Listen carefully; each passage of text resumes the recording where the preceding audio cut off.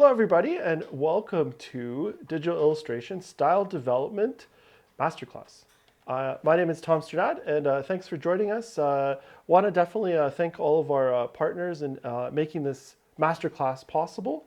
So we have the Canada Council for the Arts, and we have our library partners, Blue Mountains Public Library, Collingwood Public Library, and the Wasaga Beach Public Library.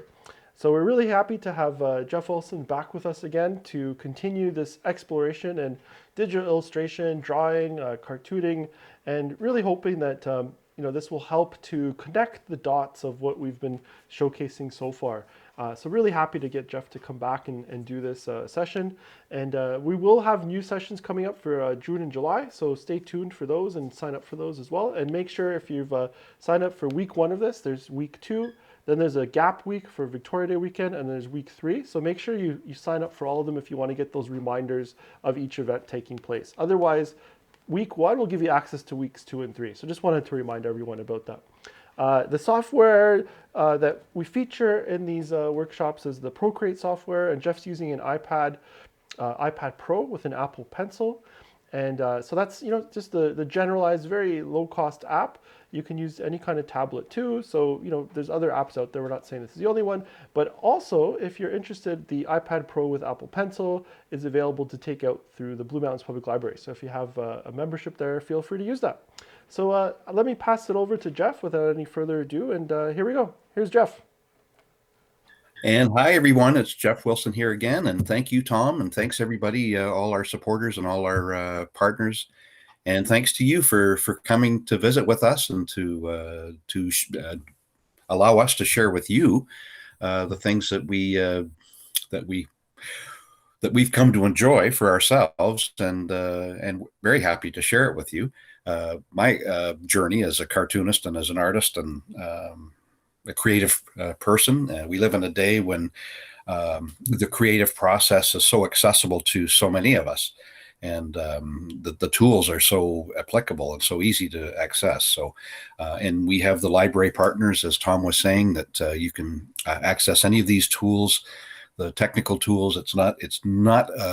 Never let that be a barrier to you as you do your exploration of what you enjoy doing in a creative sense. This is a really exciting time to live in, and I almost wish I was younger and I could have started now. But of course, I did develop skills in the harder times, and hardened me in a lot of ways, and kind of helped me develop in the ways that I'm really happy to have.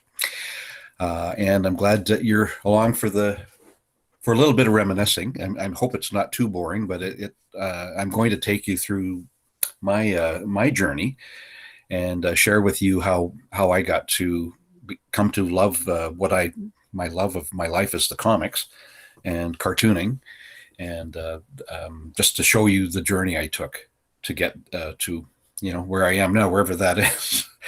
I'm going to turn it over to my tablet now, and I'm just going to share with you this image here of on my screen. You'll see this little boy here reading the color comics. This is where it started for me. I'm just going to undo that because I just drew on the screen here. So this is a little boy reading the color comics here, and it's a black and white photo, but we'll just turn it up here. He's reading the Philadelphia Inquirer. It looks like from the late 1950s, and it looks like he's reading Moon Mullins, which is a very popular comic strip. And below that is the great Snuffy Smith cartoon. And I remember both these features when I was a kid. And my memories of those days was that the color, the beautiful color that you could get in, that you could see in the comics. So the comics were something that were only accessible to me either via the local newspaper or on television, animated cartoons such as, let's see, Bugs Bunny, cartoons like that. I think I recall watching the old Max Fleischer Superman cartoons on television, and they were, of course, in black and white because we had a black and white television. So we'd get the Sunday newspaper which, well, it was actually in Canada, it was a Saturday newspaper. The Sunday newspaper is actually an American term because that's when the American newspapers would bring out their color comics. And in full color, these comic sections were done. And I found out later these were done in a one place somewhere down in near Cleveland, Ohio.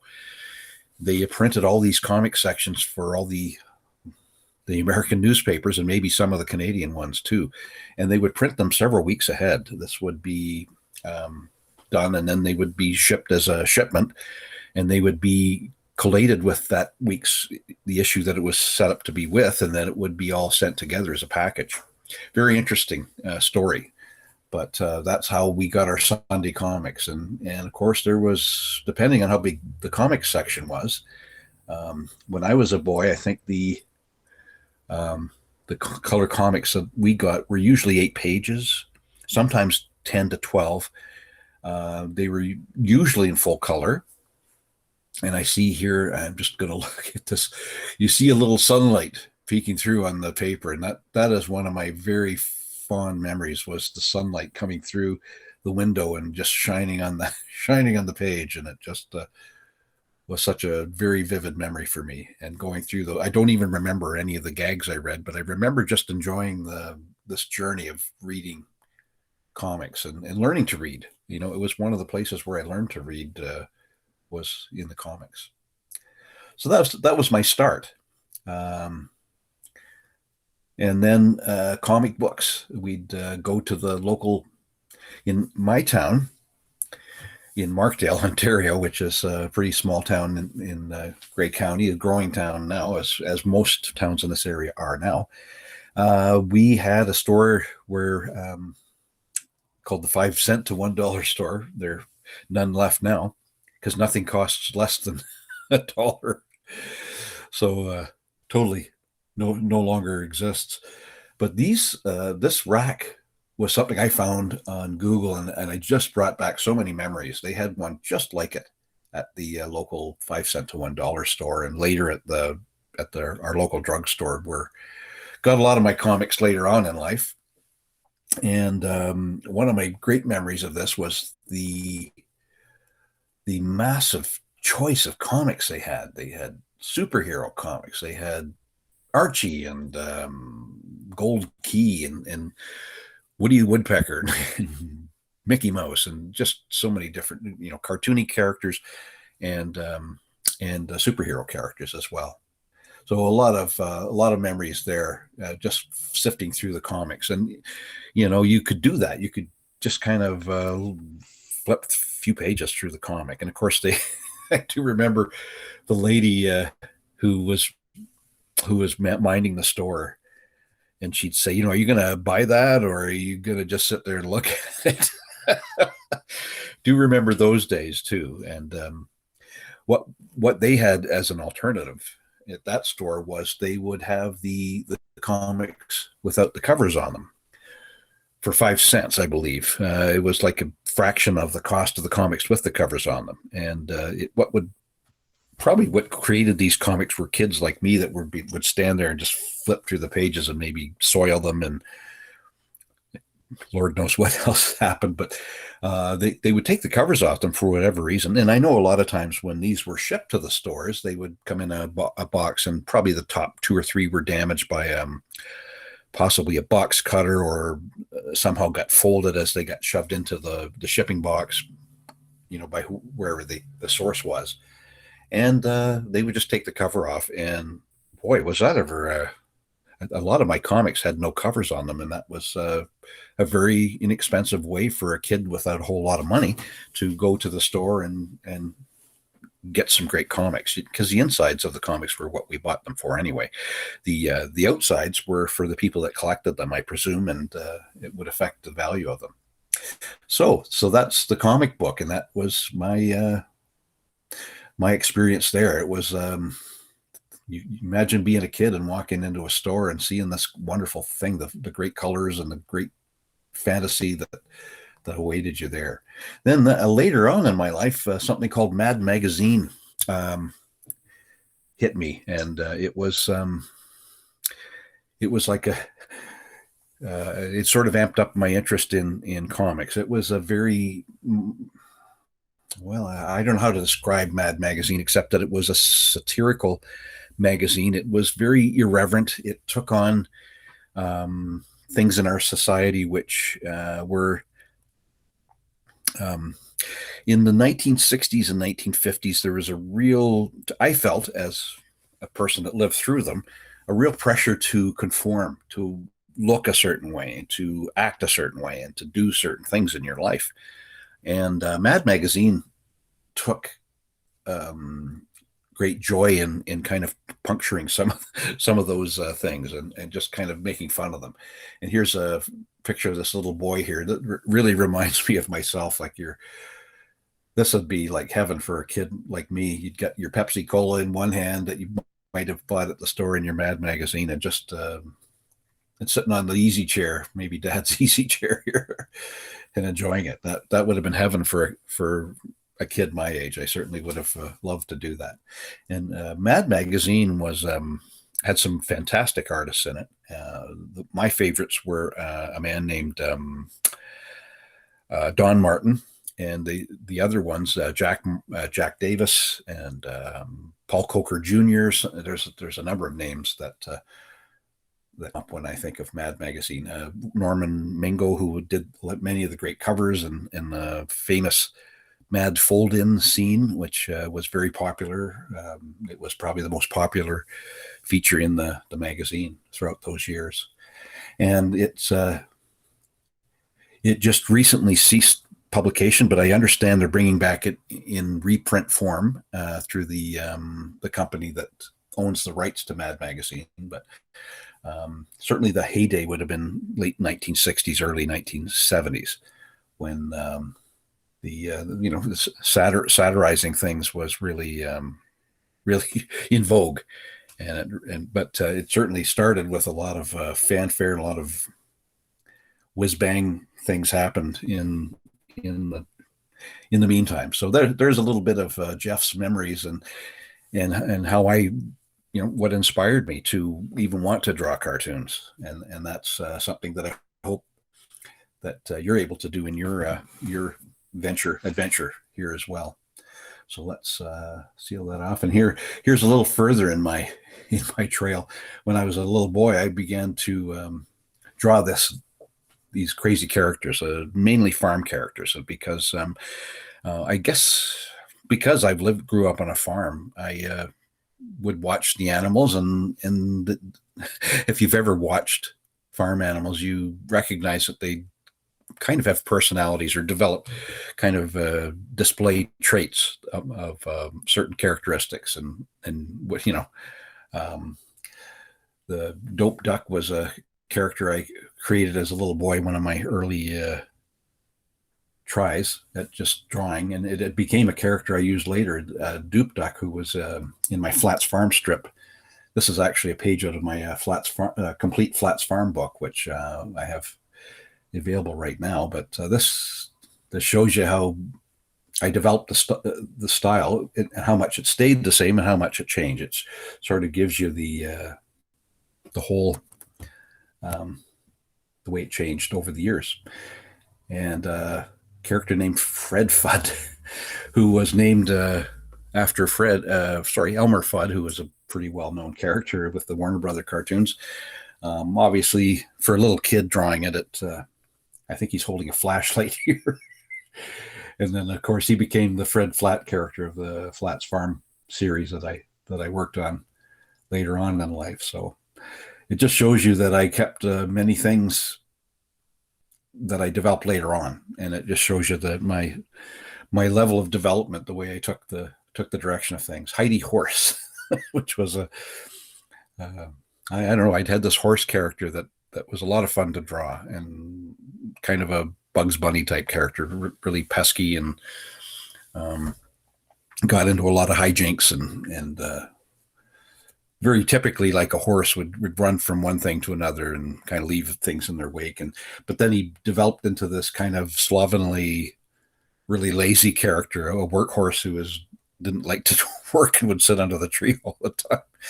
Horace Horse, who was part of the Flats Farm comic strip, which I did for for many years there. So that's an idea of how uh, I guess how I moved along in my trail of learning and experimenting. So shapes. Let's have a look at shapes and how they can be part of what we do. I've got a few shapes here, and let's just start to draw a bit here. I'm going to just create a new layer here.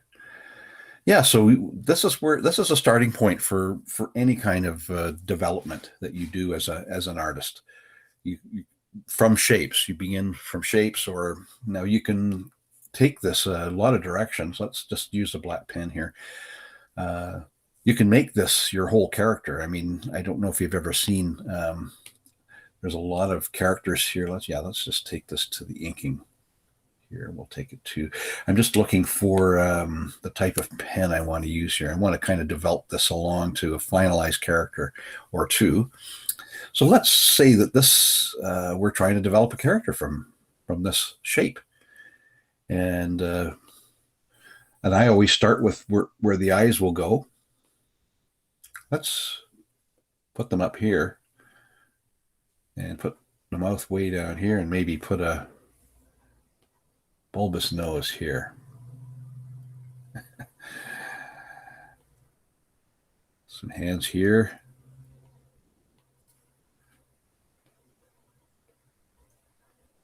Cool. We'll have a waving hand up here.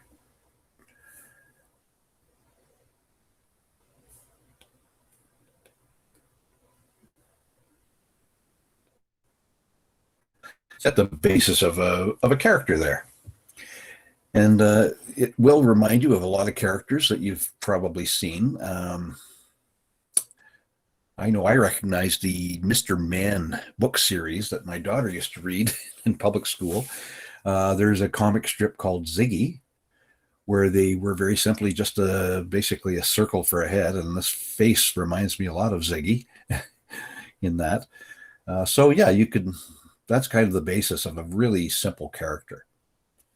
And you may not like that, and you may just say, well, looks too much like Ziggy. That's what I'm thinking right now. Maybe put the eyes down here. There you go. You've created a totally different type of character. You know, you've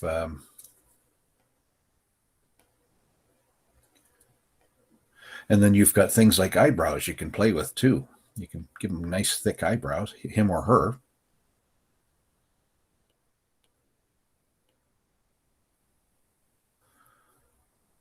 So you've got something different than Ziggy now, because you've changed the direction of the eyes, you've changed the direction of the eyebrows. And if you're still not happy with it, you can take that all out. I'm going to keep those arms and legs because I really think they're quite fun. Let's take that mouth out as well. Let's make a gal out of this somehow. How could we make this into a female character? Let's put a nice pretty bow here. Huge, huge bow.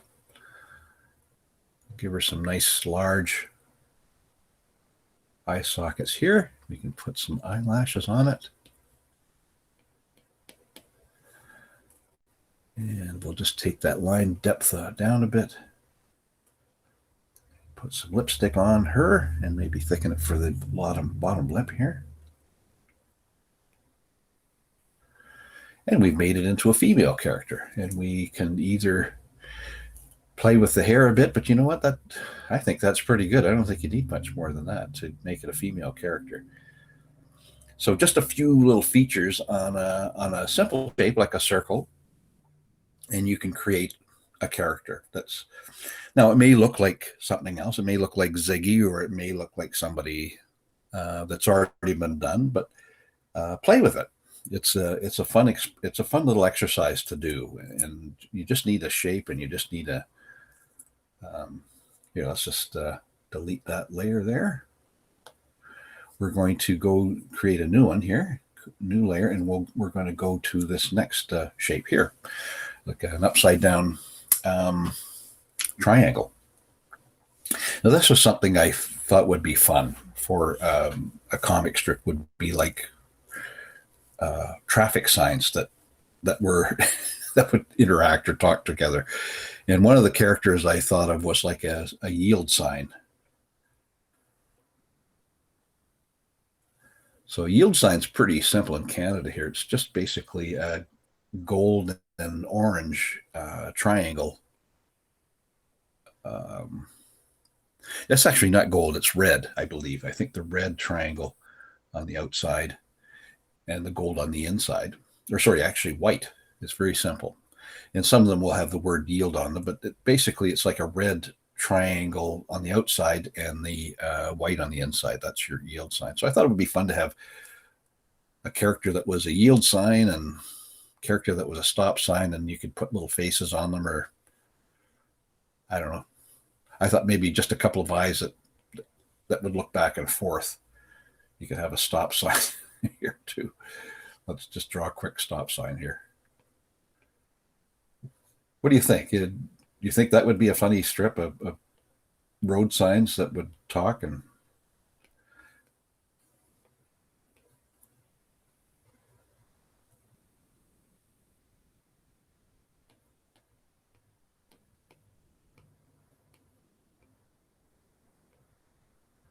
well, we're going to try it because we don't follow everybody else's rules. We follow our own. We follow our own intuition and our own things, and this is something that I don't think anybody's ever done. You know, and it could be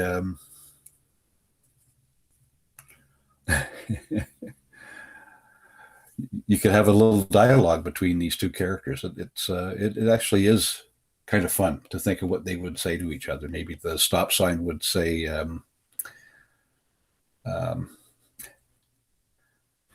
it could be, you could actually change the character to the stop sign, could be a very stern kind of tough character, because yield is it should affect their characters. When you think the yield sign would be a little more liberal, or a little less, a little less hard edged, whereas the stop sign is very stern. Like when you see a stop sign, you need to obey that very stringently and stop before you go. So it's very stern, and so that could affect its character, the sign's character. And this character could be the nice guy, I think maybe the situation that we're talking about, we could be a little more less tough on it, and the stop sign would be, oh no, it's got to be this specific way. So there you go. It's just a little something you can do with those shapes. Oops, I just want to delete that, and I'll delete this one as well. So with this one here, this basically a right triangle. We're going to create a new layer for that.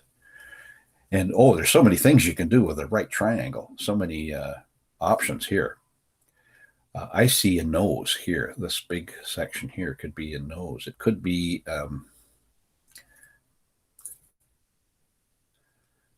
I know so many of us like the Easter Island characters, right? So the could be an Easter Island guy here.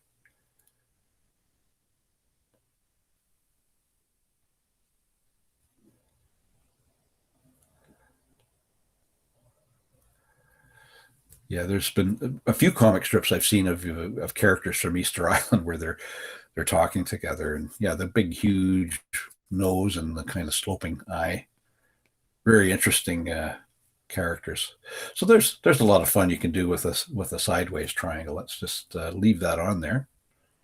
We'll take this here to the square. Now this could be a car character, or it could be a hat character. You could have the hat gang or something, the hat kids. We could have a couple of eyes and maybe a big mustache here for the top hat guy. Oh, the fun you could have with that. and have another character would be like this could be another character in the Hat Gang, kind of the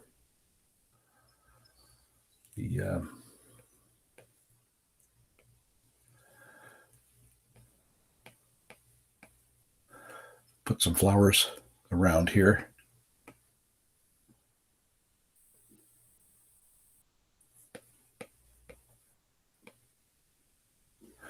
Well, let's take that away. Let's kind of make this character a little more elegant, a little more feminine here.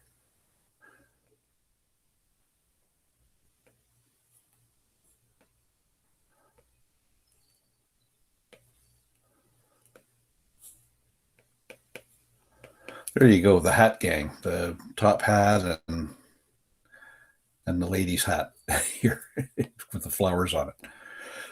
Look at all the things you can do with just a few shapes here. It's just mind-boggling what you can do. So that's a couple of ideas of where you can take it. Let's take it to well. Here's something I did beforehand. I doodled some characters out of these shapes, and they made this circle into just a kind of a happy guy, a wide face, broad smile. Here I made the triangle into a guy with a very wide triangular top of his head and narrows down into a very pointy chin and a bow tie. Looks very kind of natty for maybe a 50s type guy. And then I took this character created, and it looks kind of interesting. I don't know how pleasant it would be for a comic strip, but you never know. It certainly has possibilities. The shape is very unique. It's almost like a Picasso painting or something. It's almost cubism you'll see there. And this boxy square guy here that I made him into a bow tie, and he kind of looks like Henry Morgan, if you remember an old show called I've Got a Secret. Henry Morgan was a panelist on that show, and that I've been watching a few of them, and I wonder if that's where this guy came from, watching Henry Morgan on that. And then we have the kind of the cup shape made into a shape of a little girl with the hair, the pigtails or the dog tails sticking out, and kind of a nice, happy little face, just from a few shapes. So that's always a fun thing. Just draw some shapes like we've done here, and just let your mind run wild, and you'll be amazed at what you come up with. It can be a lot of fun. It really can. It's quite an experiment. This is what I did just before we came on to the show here today, and you can see some of the designs I've done, and some of the line qualities are quite different. Like this particular one is very interesting. It reminds me of an artist named James Thurber, who did a very kind of a dark style of line drawing. You may remember a TV show which was also a comic feature, the Addams Family. He created the Addams Family that we would see in movies and in television later on. And then in some of them, I've made the pen into a nice wide, gloppy, heavy, textured pen style, and very loose drawings. And this is without roughs. I just basically drew these drawings as you're seeing them now. And I'm just because I'm showing you, I just wanted to make sure I had something to show you. But I will do a new layer here, and I will do something similar with this too. And we'll try to experiment with the shapes and maybe some textures with the pen as well. So I'm going to do something with pen line, just kind of rough sketching.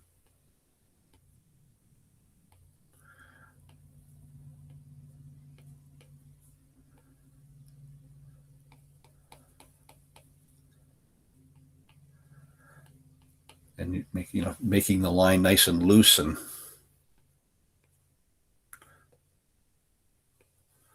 just having fun with and then in the places where I could heavy up the line, I'm just kind of adding a little depth there. And I'll take the line down a bit here, and we can add some nice little line stuff, maybe some cross hatching to add to the effect here, just to give it a little depth.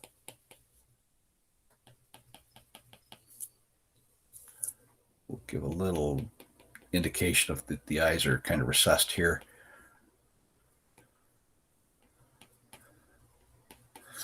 Give a bit more movement there. There, okay, so that's, and you can see a bit of texture in there too. And the other thing we can do is we can change the quality of our tool here. And we can give it like a dry ink effect here, where we can create a totally different effect, maybe by doing a similar sketch here. Maybe not quite similar, maybe just, I'm just going to make it a little more, kind of a little more edgier type character. Let's make it like a gorilla type character here. I'm just gonna kind of doodle something.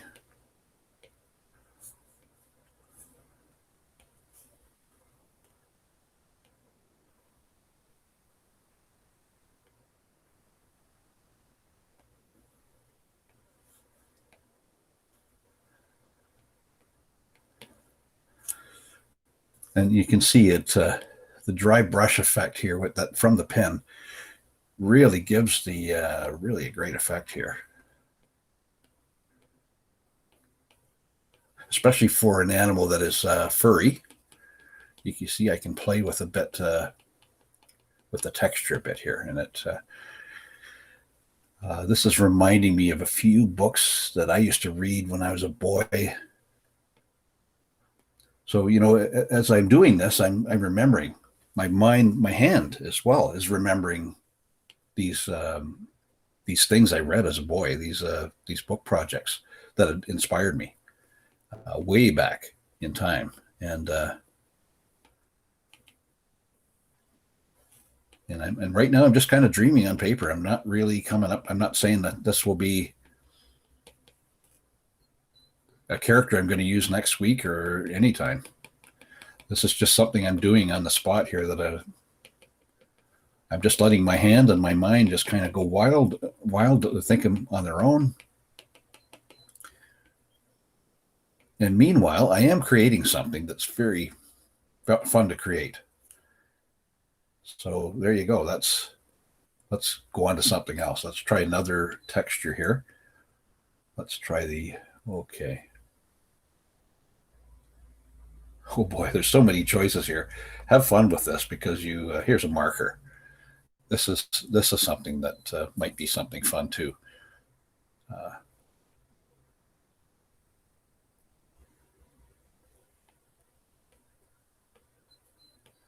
This is great for if you're doing very simple line figure.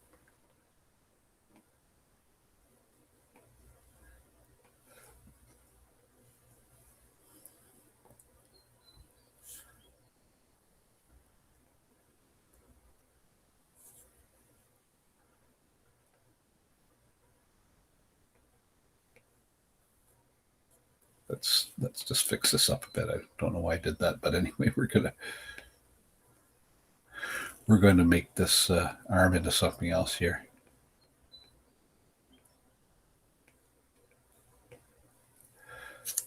So there we go. That is a very fun effect. Just very thick line, but using simple lines, we've created this really fun looking amphibian type character here. And just using a few lines, and that's the thing I would suggest when you're creating characters. Eyes. Your eyes will always be the most expressive part of your face. The eyes then move from the eyes to the mouth, and then the hands. Always think of the eyes first, though. They should always be your main concern, and you know, of course, you'll probably see this in your head as you draw it, and I hope you do, and try as you do these sketches to think of that as you're starting with a very very basic line here. I think for this one, I'm going to take it right down, very thin line. So that was a very thick line we just did with the amphibian there. So for this one, I'm going to take it a very thin line. And it will be very good for doing very sharp, edgy, angular type characters. And you can see how it looks pretty good, even though it's kind of sketchy. I can just kind of go back and forth, and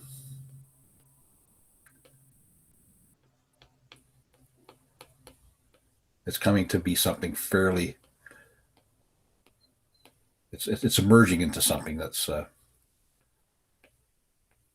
just kind of give this guy a,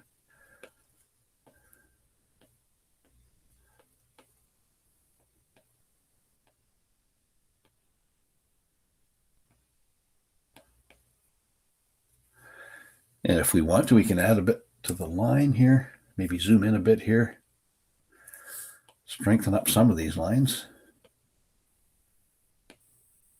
If not, we can just add a bit of extra lines to them.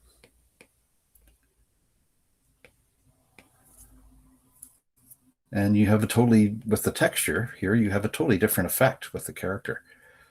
That's something that we'll probably get into more next week, and I will ask you to explore this part of it, the line texture, the line depth, the line thickness, and explore that for yourself. So there's a few samples of different things you can do, and I wanted to show you how. Oh, let's see. Let's do it this way. I'm going to show you 1959.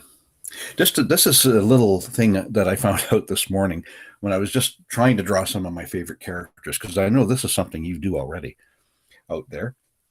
Charlie Brown from the Peanuts comic strip, 1959. The strip was created, written and drawn by Charles Schulz, who, he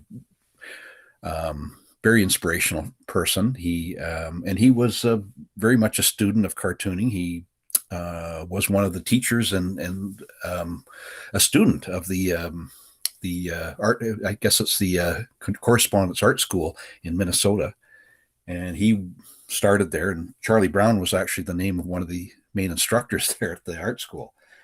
And I actually had an art school instructor come out to my home and evaluated my work, and that experience helped me to realize that I could do this and enjoy it a great deal. Anyway, so this is back in 1959, but another character comes along in 1985 named Calvin from Calvin and Hobbes by an artist named Bill Watterson. And look at the similarity here. This I just discovered by drawing a simple drawing of Charlie Brown, and then I flipped it and realized that it looked a lot like Calvin, and then I modified it to look like Calvin. So there's two artists, two totally different styles, but look how similar they are. So that should be inspirational to all of us, that you can still, you can look like somebody else, you can be inspired by somebody else greatly, but you can take it your own direction and make it your own, and make it so much different from what you inspired you. It will be something quite different on your own. So don't ever feel like because you like Spider-Man that you're always gonna, and that's the only way to do a comic strip, Spider-Man or Charlie Brown from Peanuts. You can take that as a basis and develop it into your own, like Bill Watterson did. I mean, he was clearly inspired by Peanuts. You can see the similarity there. So that should be a great inspiration to all of us. And it certainly is to me. So I'm going to show a scientist here. This is what I feel we do in what we do, and is that we're experimenting. This is what we're like scientists. We're creating something new, and how do we create something new? Well, we use things that are the elements that already exist to create something new, and that's the bare bones of other people's work that inspire us. It should not be lost on us. It's like to create something new, we have to have something to study and read. So here's my tenets of being a good cartoonist and being developing your creativity as a cartoonist. Number one, read and study what you like, as I did when I was a boy.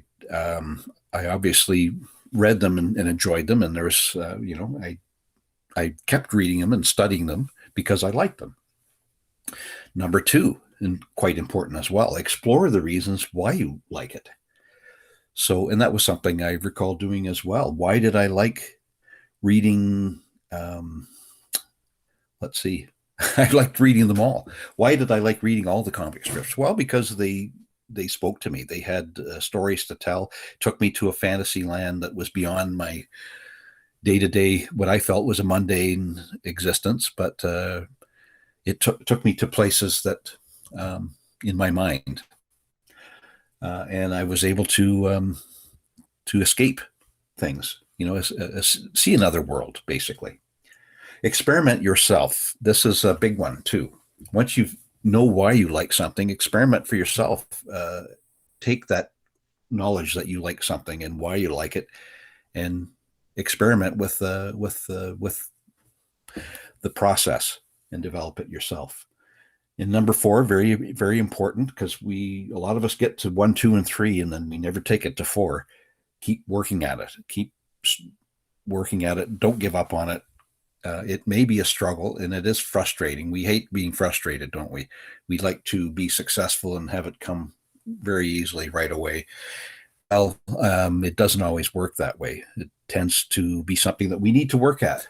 And again, and finally, what will help you to keep working at it is to enjoy the ride. Take it as far as you can. Have fun with it. And if it's not enjoyable anymore, take it down a different road. There's always ways to modify it and to make it something that you like. And I guess the bottom line is if you're satisfied with what you do, don't be satisfied in such a way that it stops you from trying something different at certain points. And so we'll explore more of that next week, and we'll have some more things to talk about. So be a scientist. Think of your role as being a scientist. What do I like? What do I want to do? Where can I take what I like and do it? And this doesn't apply just for cartooning. This can apply to any creative endeavor or any kind of thing you want to achieve in your life too. This is not something that we want to claim for in the cartooning world. It's something that I think in any creative or any line of study that's of any value in the world, these are the tenets that you will follow to achieve those things. So let's just kind of review basically where we've been here. We did a little review of my journey through a cartooning world here, and it'll be the same for all of us. And then we went next to creating some characters, having some fun exploration of that with the lines. And then we saw a couple of tunes that were very similar, Charlie Brown and Calvin from Calvin and Hobbes. And then Be a Scientist, and where you can take it. And with that in mind, I'm going to just ask Tom to step in, and we'll take any questions you have. Perfect. Thanks. Yeah, no, that's fantastic. If anybody, I think I saw one question here earlier, Jeff. Ranking in importance: eyes, mouth, then hands. Is that correct? The 1, 2, 3. Well, I would say eyes for sure, for first. That if you can nail where the eyes should go and where you like them, then the rest. But that's my system. I wouldn't say that's not my formula for everybody, but I would. What really helps me to identify characters where their eyes placed. It helps me to identify what type of a number of things, what type of personality they'll have, what. So the eye placement very important, but the rest of it could go in any order. So that's just my the eyes, the mouth, and then the hands. Yeah, that's my system. Perfect. No, that's Perfect. No, great. that's great. Yeah, I'm Yeah, not I'm seeing not any seeing other any other. questions here right now, but I wanted to just put up the slide here. So Jeff, he can take emails. So Jeff Wilson mentorship at gmail.com.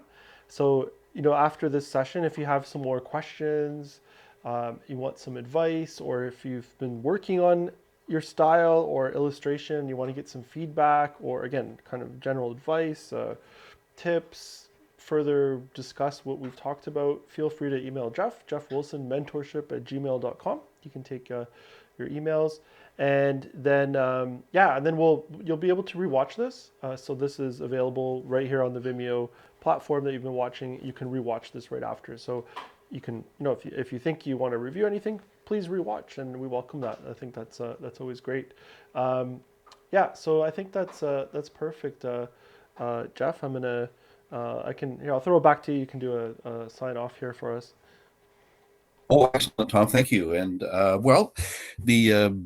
was fun. It was fun to do this. It's a process that I never grow tired of. Just exploring ideas. The road sign characters.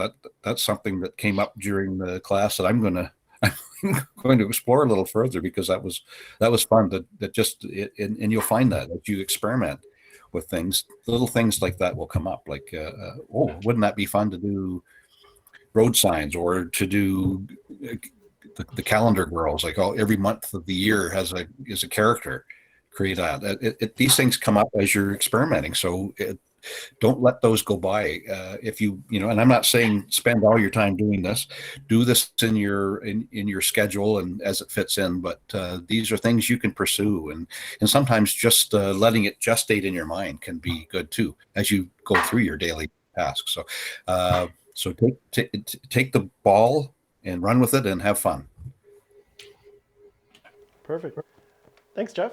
No, that's fantastic. Thanks again, everyone, for joining us. I'm just going to thank all our partners in this project for making this happen. We have the Canada Council for the Arts, our library partners, Blue Mountains Public Library, Collingwood Public Library, Wasaga Beach Public Library. And again, feel free to access the technology that's available there. There's iPads available at the Blue Mountains Public Library. Wasaga Beach Public Library has some technology as well.